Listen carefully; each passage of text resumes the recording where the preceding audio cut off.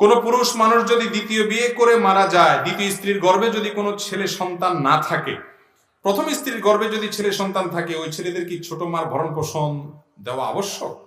দরকারি প্রশ্ন এবং একটু ক্রিটিক্যাল প্রশ্ন।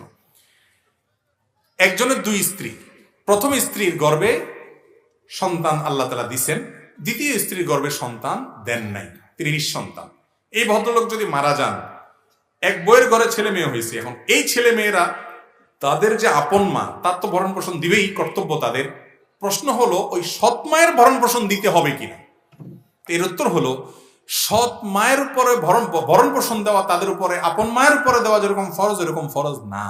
কিন্তু বাবার স্ত্রী অর্থাৎ তিনি সৎ হইল মা, সেই হিসাবে অবশ্যই তার ভরণ পোষণ দেওয়ার সামর্থ্য থাকলে, হাদিয়া তোফা দেওয়ার সামর্থ্য থাকলে, মা সুলভ আচরণ, স্নেহ, মমতা সাধ্য অনুযায়ী তাকে দেওয়ার চেষ্টা করা উচিত। এটা সুসন্তান এবং নেককার বান্দা হওয়ার জন্য জরুরি। কথা কি বুঝতে পারছি? এখন যদি বলেন যে তাদের উপর যদি ফরজ না হয়, তাহলে মহিলার ভরণ পোষণ কে দিবে? ইসলামে কোনো শূন্যতা নাই, কোনো প্রকার সংকট নাই। এই ভদ্র মহিলার স্বামী মারা গেলে পরবর্তী অভিভাবক, তার বড় ভাই থাকলে, তার বাবা থাকলে, পুরুষদের মধ্যে সিরিয়াল আছে শরীয়তে, তাদের উপর দায়িত্ব চলে যাবে, অবশ্যই তারা পালন করতে হবে। কেউ না করলে রাষ্ট্র এবং সমাজের কর্তব্য হবে।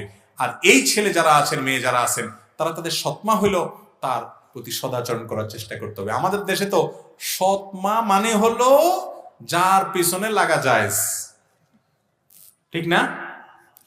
আর সৎ ছেলে মেয়ে মানে হলো ওর পিছনে লাগা ওয়াজিব,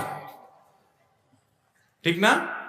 নাম দিছে সৎ মা, সৎ ছেলে।